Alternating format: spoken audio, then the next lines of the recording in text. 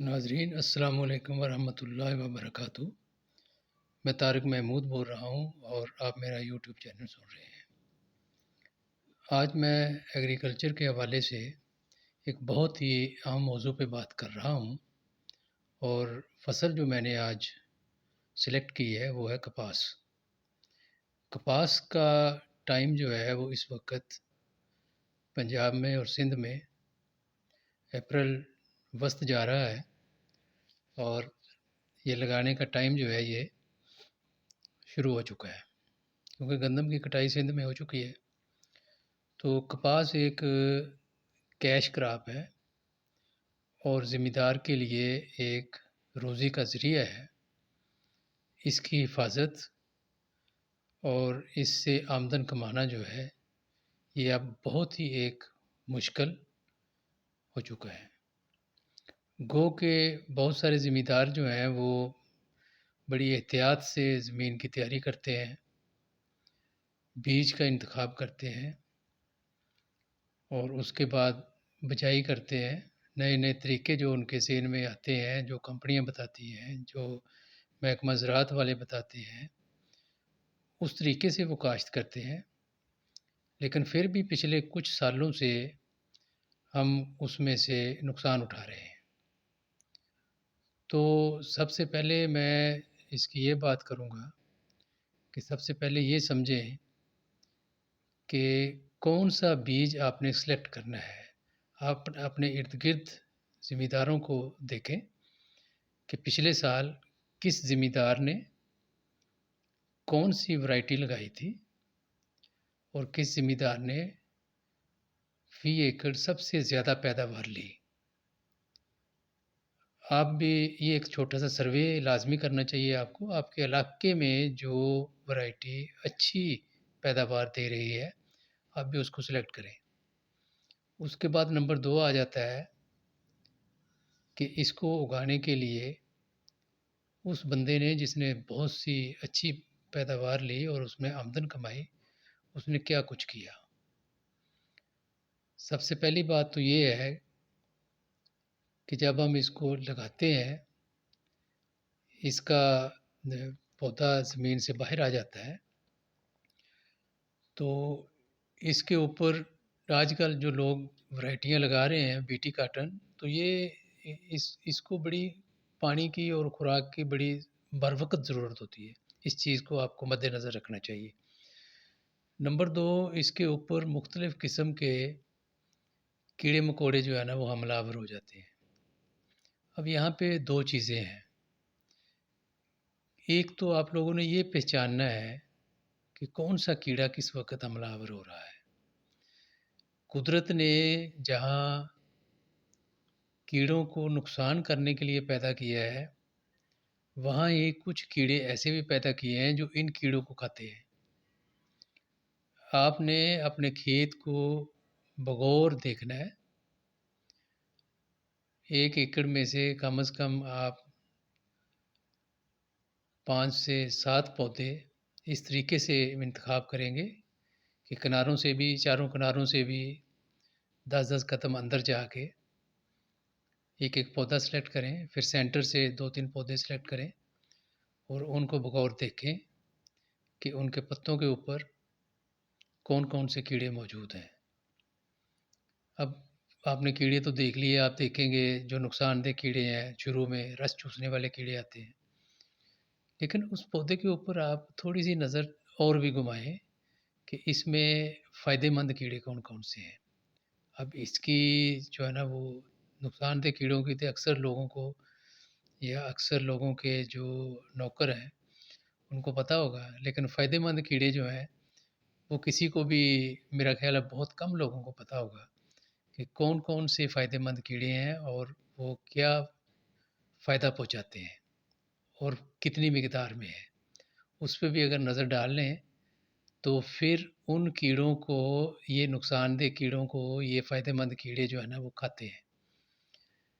اگر کسی کمپنی والے نے آ کے کھیت میں سے جا کے کسی ایک پتے کے اوپر یہ بتا دیا کہ یار آپ کے اس میں تو سبز تیلا لگا ہوا ہے یا اس میں تو سفید مکھی لگی ہوئی ہے، تو آپ سپرے کریں فوراً، اب اس نے تو اپنی دوائی بیچنے کے لیے آپ کو جو ہے نا وہ کہہ دیا، اور آپ نے اگر وہ کر دیا تو اس کے سپرے کرنے کے بعد ہفتے کے اندر اندر آپ کے کھیت میں اتنے زیادہ نقصان دہ کیڑے ہو جائیں گے کہ وہ آپ کو کنٹرول کرنا مشکل ہو جائے گا۔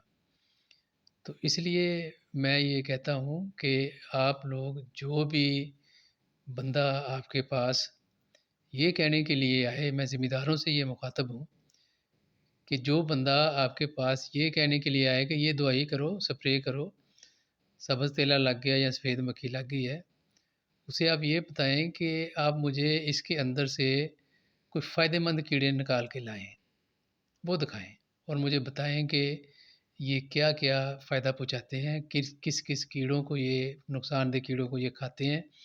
اگر میں اس وقت سپرے نہ کروں، ان کیڑوں کو موقع دوں ان کو کھانے پینے کا، تو اس سے مجھے کیا فائدہ ہوگا۔ جب اس طریقے سے آپ ان لوگوں کو، یہ پڑھے لکھے لوگ ہوتے ہیں جو کمپنیوں والے آتے ہیں آپ کے پاس، ان کو بھی جو ہے نا یہ تھوڑا سا ذمہ داروں کو یہ ٹریننگ دینی چاہیے۔ ایک دفعہ جب آپ نے اپنے کھیت کے اوپر یہ زہر پاشی کر دی تو اس کے بعد فائدہ مند کیڑوں کو اٹھنے کا موقع نہیں ملے گا، نقصان دہ کیڑے زیادہ آ جائیں گے، اس کے بعد زیادہ آ جائیں گے تو پھر آپ کو دوبارہ زیادہ سپرے کرنی پڑے گی۔ تو یہ اس سے آپ کے 2 سے 3 قسم کے نقصان ہوتے ہیں۔ کیڑا کنٹرول نہیں ہوتا، دوائی زیادہ کر دی یا آپ کے پیسے زیادہ خرچ ہو گئے، دوسرا فصل کے اوپر سائیڈ ایفیکٹس، تو اس قسم کے نقصان ہونے سے اچھی پیداوار تو ہم نہیں لے سکتے۔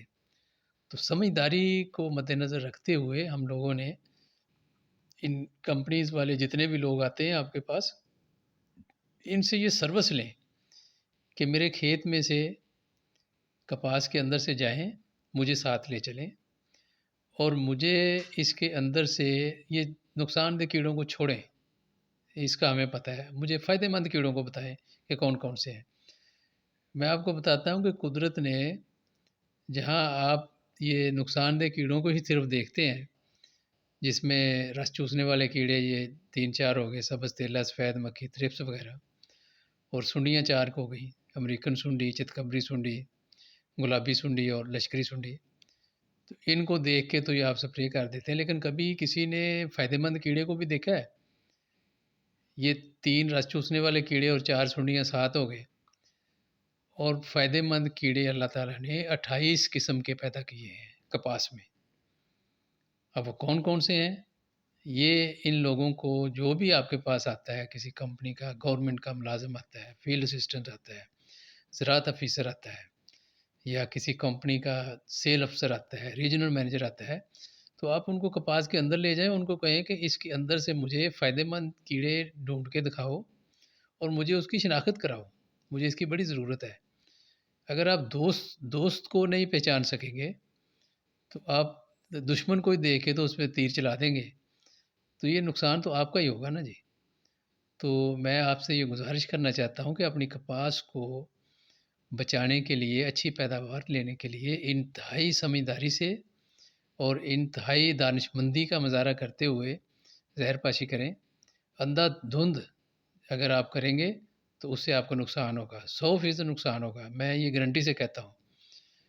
تو یہی میرا آج کا پیغام تھا کہ اچھی پیداوار لینے کے لیے انتہائی سمجھداری سے عمل کریں۔ اسی طریقے سے کھاد ہے، کھاد بھی اندھا دھند مت ڈالیں، اپنی زمین کا تجزیہ کروا کے اس کا جو اس کے اندر موجود خوراک کے اجزاء ہیں، نائٹروجن، فاسفورس، پوٹاش یا دوسرے ایلیمنٹس ہیں، ان کا اس وقت زمین کے اندر کیا سٹیٹس ہے، کتنے ہیں، اور جو فصل آپ لگا رہے ہیں اس کی ضرورت کیا ہے، ان دونوں چیزوں کو موازنہ کرتے ہوئے پھر آپ نے یہ فیصلہ کرنا ہے کہ میں نے کون سی کھاد ڈالنی ہے اور کتنی ڈالنی ہے۔ اندھا دھند بالکل کام نہیں کرنا، نہ زہر پاشی کا نہ کھادوں کا، اور کیمیکل کھادوں نے ہماری زمینوں کو اندھا دھند استعمال کرتے ہوئے خراب کر دیا ہے۔ تو زمین کے اندر جو ہیں یہ اللہ تعالیٰ نے کروڑوں کے حساب سے اب بہت خوردبینی جاندار جو ہیں بیکٹیریا فنجائی وغیرہ ہیں وہ پیدا کی ہوئی ہیں، وہ کام کرتی ہیں.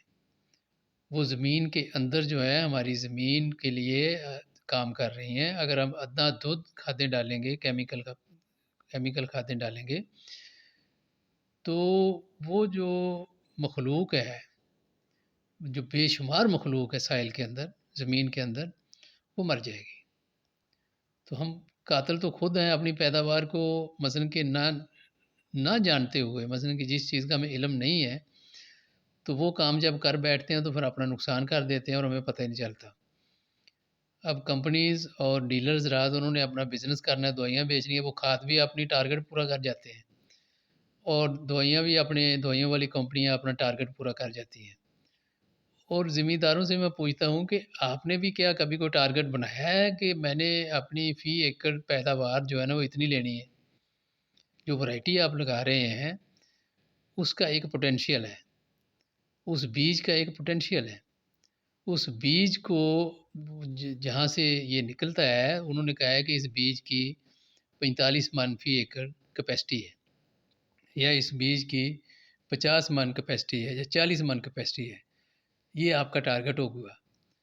تو کیا اس ٹارگٹ کو حاصل کرنے کے لیے کبھی کسی کمپنی والے نے، کسی ڈیلر نے یہ بات کی ہے کہ یار آپ کا ٹارگٹ ہے، اتنا آنا چاہیے؟ وہ تو یہی زور دے گا تو اتنی اور ڈال دو، اتنی کھاد اور ڈال دو، اتنا اور سپرے کر دو.